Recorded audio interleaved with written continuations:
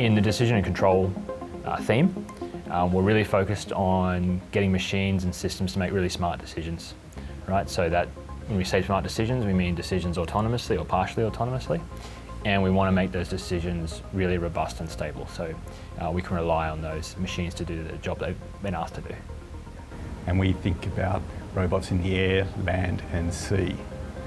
For us, we think about decision-making control using the sense, decide, act, loop and paradigm, in which a robot senses where it is in the world, makes a decision to act, it acts, and then it re-senses where it is and continues around that loop multiple times.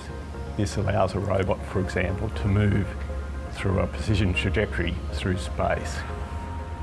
One of the challenges is how to do this reliably for robots that might have to operate in the presence of disturbances and error, things like wind gusts and things like that. I've been working a lot in how to design safe control systems when communications are uncertain, how to design safe control systems when humans are involved in the decision making. And another aspect we've been looking into as well is how to design control algorithms that ensure safety and performance guarantees despite possible cyber attacks on the communication or control algorithms.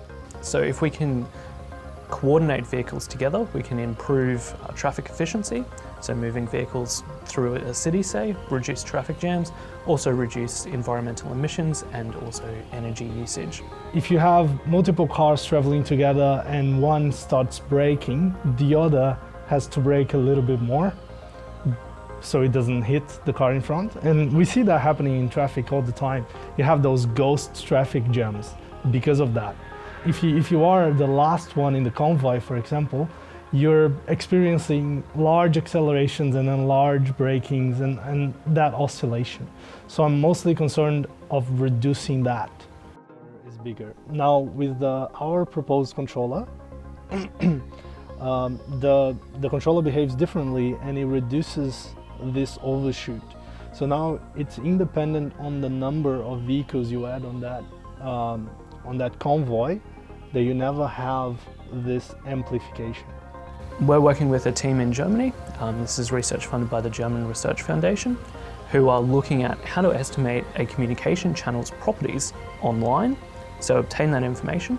And what we want to do is use that information and build it into our controller such that we're able to use that about whether we need to increase our safety margins because we're losing channel quality, or we can even move closer because we have quite reliable communication and we're able to receive a piece of information from a leading vehicle quite quickly and then react to that appropriately. So most of my work is around something called UTM, or Unmanned Traffic Management. So what this is you can think of it as an air traffic management system for drones. So we don't have that right now, but in the future, if we want to have lots of drones flying around our skies, etc., we're going to need a way to manage them. And what's likely to happen is that those systems will be autonomous and they're going to do all this management sort of pretty much by itself with a bit of oversight from a human operator. Another area we're interested in is developing systems that have ability to self-diagnose. When something's changed in the environment, something's changed about themselves, for example, if they're experiencing a fault, and then they can switch behaviours to keep themselves safe or safe from others. So our work is detecting mid-air aircraft collisions, so aircraft coming head-to-head with another aircraft. So you've got an onboard vision sensor on one aircraft and you're visually trying to detect incoming collision threats. And that can be really challenging because when an aircraft is coming head-on, often it doesn't have a lot of relative motion compared to the background, so it can be just a tiny little speck that you see in an image. We were looking at controlling a vessel travelling in the ocean, so it's being impacted by environmental disturbances such as waves and current impacting on the vessel. And there's a particular phenomena when a vessel's travelling directly into waves and the wave height is at a certain property to the ship and the wave frequency, so the distance between waves is at the same length of the vessel. It can experience a phenomenon known as parametric roll resonance.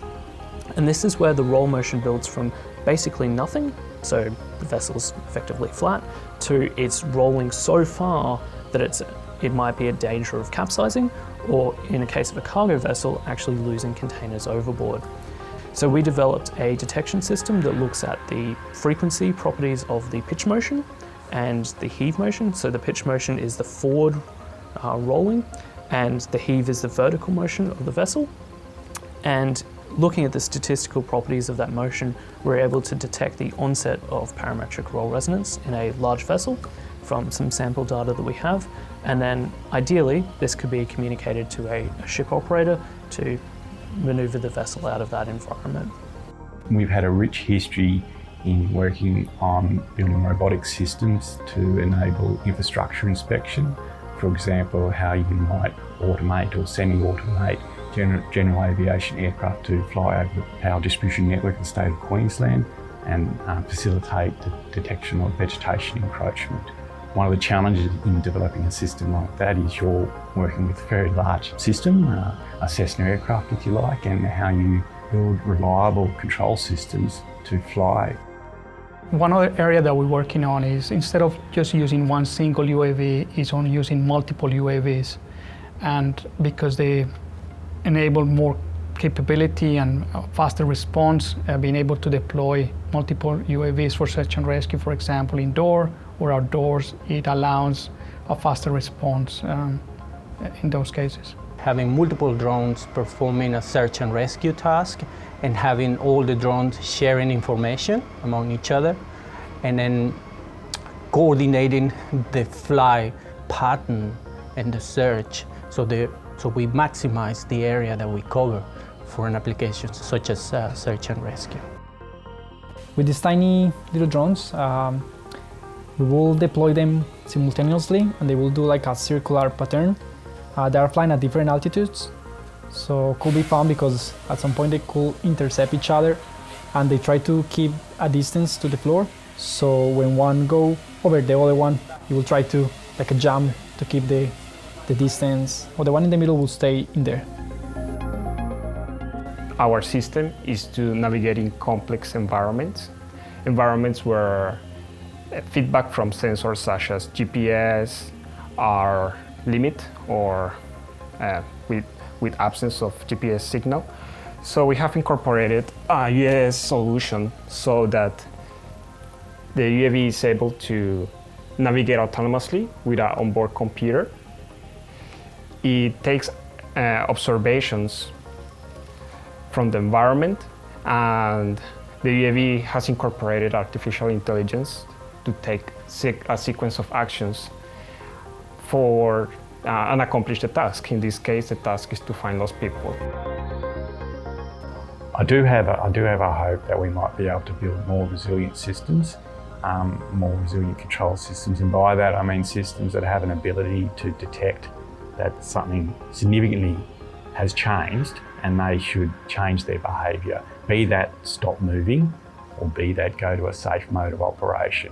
I see that as a pathway, the next step perhaps in developing systems operating in the real world with an increased level of reliability so that we can trust them more.